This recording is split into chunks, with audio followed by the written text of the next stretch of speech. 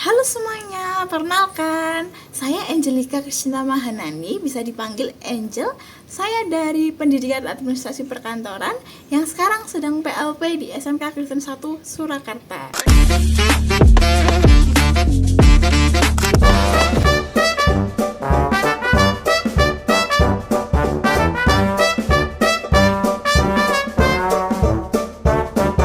Hari ini kita akan belajar mengenai perjalanan dinas pimpinan.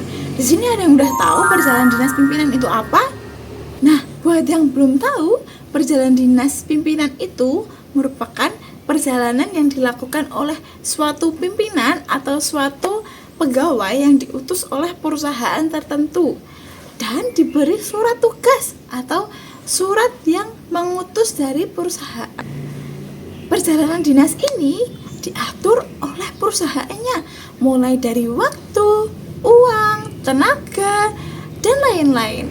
Hal ini diatur oleh perusahaannya masing-masing.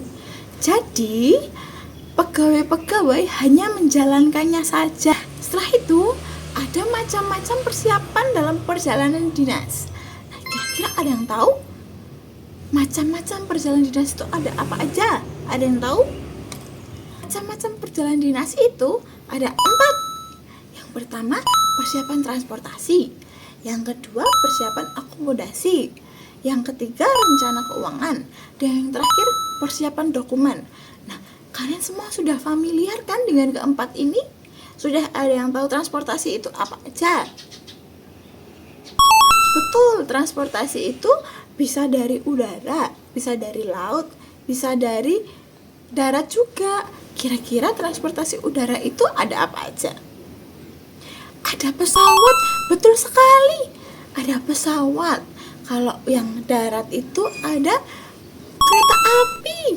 Terus ada bis sama ada travel. Nah, selanjutnya transportasi laut, ada kapal laut.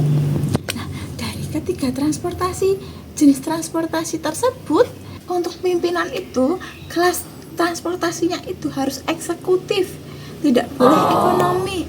Karena apa? Ada yang tahu karena apa? Karena pimpinan itu harus nyaman. Kalau ekonomi, takutnya nanti pimpinan nggak nyaman anak-anak. Jadi nanti harus yang eksekutif, kalau tidak yang ekonomi ke atas. Nah, perjalanan dinas ini bisa dilakukan di luar negeri ataupun di dalam negeri. Kalau di dalam negeri ini kalian bisa lakuin di Surabaya, Bandung, Bali yang masih di dalam Indonesia. Tapi kalau di luar negeri kalian bisa melakukan di banyak negara. Kayak di Singapura bisa, Korea bisa, dimanapun bisa. Oke, selanjutnya kita masuk ke persiapan akomodasi. Ada yang sudah tahu belum sih akomodasi itu apa? Ada yang sudah tahu anak-anak? Akomodasi itu merupakan sesuatu yang disediakan untuk memenuhi kebutuhan selama melakukan perjalanan bisnis. Nah, biasanya akomodasi ini meliputi hotel, motel, ataupun tempat untuk menginap. Nah, kalau hotel ini anak-anak juga untuk pimpinan tidak boleh hotel yang di bawah 3 bintang. Harus bintang 3 ke atas. Boleh bintang 4, boleh bintang 5 yang selayaknya nyaman untuk pimpinan. Oke, selanjutnya kita masuk ke persiapan keuangan. Nah, sebelum ke persiapan keuangan, kita kembali lagi ke persiapan transportasi dan akomodasi. Jangan lupa untuk memesan transportasi dan akomodasi harus dilakukan sebelum hari H atau jauh-jauh hari sebelum pelaksanaan perjalanan dinas. Nah, kenapa harus dipersiapkan sebelum hari H?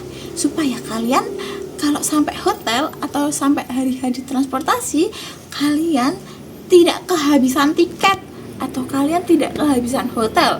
Kalau semisal kalian sudah di tempat hotel, terus kalian mau pesan, kalau semisal kamarnya tidak ada, kalian harus mencari-cari kamar dulu kan? Nah, usahakan sebelum hari H atau setelah surat tugas diterbitkan, kalian sudah memesan hotel dan transportasi. Selanjutnya kita masuk ke persiapan keuangan. Persiapan keuangan ini anak-anak merupakan menyusun secara rinci mengenai jumlah biaya yang harus dikeluarkan, mulai dari transportasi, mulai dari akomodasi, dan biaya lainnya untuk kepentingan perjalanan dinas. Nah, kira-kira persiapan keuangan itu apa aja sih? Nah, di sini yang pertama ada biaya transportasi. Kalian rinci biaya transportasinya berapa, biaya tiketnya berapa, dan jangan lupa kalian berikan pajaknya. Kalian tulis untuk pulang berapa, untuk pergi berapa, kalian persiapkan dulu biaya transportasinya. Nah, yang kedua ada biaya akomodasi atau biaya tempat menginap. Nah, biaya tempat menginap itu anak-anak biaya hotelnya per malam. Kalau pimpinan kalian nginepnya 3 hari 2 malam, kalian tulis 3 hari 2 malam itu berapa, 5 juta. Pajaknya berapa, kalian tulis. Jangan lupa kalian cantumin pajaknya ya. Lanjut, ada biaya acara kegiatan atau biaya kontribusi. Nah, ini biasanya sukarela anak-anak. Kalian boleh memberikan dari perusahaan kalian itu sukarela untuk membantu acara kegiatannya saja, untuk membantu acara meetingnya saja, kegiatan selama perjalanan dinas di perusahaan yang mengundang kita. Nah, selanjutnya ada biaya uang saku. Biaya uang saku ini anak-anak diberikan kepada pegawai atau pimpinan yang sedang melaksanakan perjalanan dinas. Nah, ini diberikan oleh perusahaan sesuai tempat perjalanan dinas diberlakukan. Next, kita masuk ke persiapan dokumen. Nah, persiapan dokumen ini nggak kalah penting sama persiapan transportasi dan akomodasi. Persiapan dokumen ini merupakan hal yang sangat fatal jika kalian lupa anak-anak. Nah, kira-kira dokumen yang sering kalian temui di rumah kalian apa aja? KK, akte, apa aja? Surat tanah, masih banyak ya anak-anak.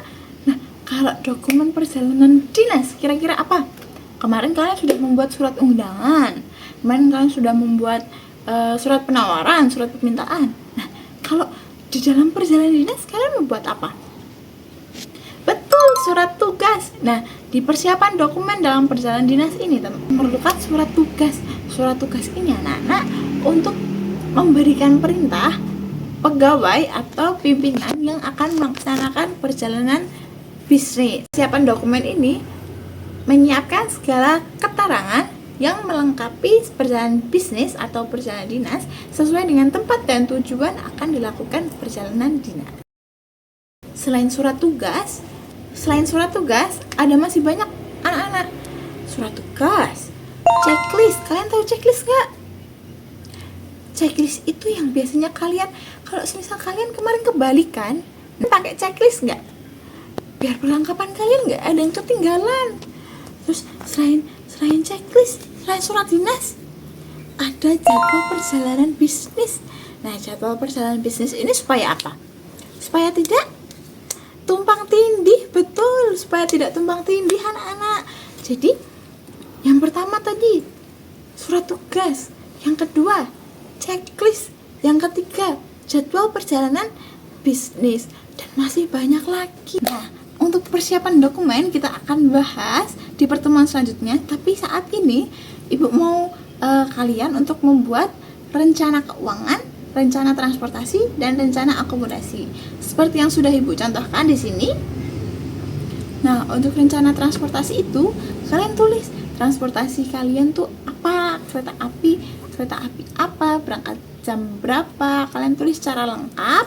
Terus kalau di rencana akomodasi kalian juga tulis fasilitasnya ada apa aja, harganya berapa, per malamnya berapa, kalian tulis. Dan di rencana akomodasi, rencana anggaran, kalian jabarin tarif berangkatnya berapa, tarif pulangnya berapa.